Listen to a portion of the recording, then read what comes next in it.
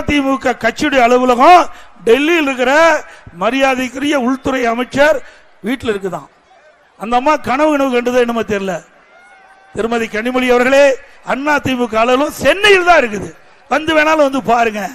நீங்களும் ஆள் வச்சு உடைச்சு பார்த்தீங்க, ஒன்னும் நடக்கல.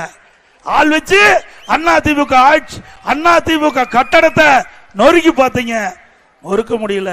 ஏன்னா அனைத்து இந்திய அண்ணா திராவிட முன்னேற்ற கழகத்தை பொன்மனச்சம்பல் புரட்சி தலைவர் எம்ஜிஆர் என்ற தெய்வம், இதே புரட்சி தலைவர் அம்மா என்ற தெய்வம், இரண்டு தெய்வங்களும் அதிமுகவை எங்களுக்கு அருள்புரிந்து காத்தல்கிறது. நீங்க எவ்வளவோ முயற்சி செஞ்சீங்க, அதிமுக உடைக்க சதி செஞ்சீங்க, அதிமுக பிளக்க சதி செஞ்சீங்க. அதிமுகவை இன்றைக்கு எந்த விதத்திலும் அவர்கள் செயல்படக்கூடாது என்பதற்கு நீதிமன்றத்தின் மூலமாக வெவ்வேறு விதத்தில் முயற்சி செஞ்சீங்க. அத்தனையும் முறியடிக்கப்பட்டது அனைத்து இந்திய அண்ணா திராவிட முன்னேற்ற கழக தொண்டர்கள். இது தொண்டர்களால் நிறைந்த கட்சி. ஆகவே இது உழைப்பால் உயர்ந்த கட்சி. ஆகவே திரு ஸ்டாலின் அவர்களே, நாங்க என்ன பண்ணோம்னு உங்களுக்கு தெரியலன்னா நாங்க என்ன பண்ண முடியும்? ஆனா கட்சியை நீங்க நல்லா நடத்துங்கன்னு நாங்க கவலையோடு சொல்கிறோம், அக்கறையோடு சொல்கிறோம்.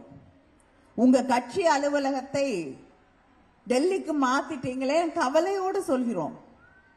அதுக்கு அவர் இன்னைக்கு பதில் சொல்லியிருக்காரு. எனக்கு அங்கதான் இருக்கு, நீங்க வந்து பாருங்கன்னு. எனக்கு கட்டடம் அங்கதான் இருக்கு, தெளிவா தெரியும். கட்டடத்துக்குமா டெல்லிக்கு எடுத்துட்டு போக முடியும்? முடிஞ்சா எடுத்துட்டு போயிருவீங்க பிரிச்சு.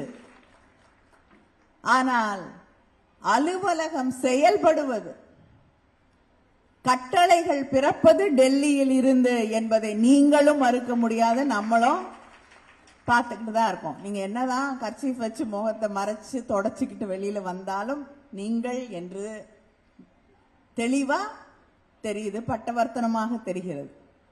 உங்களுக்கே அவமானமா இருக்கு.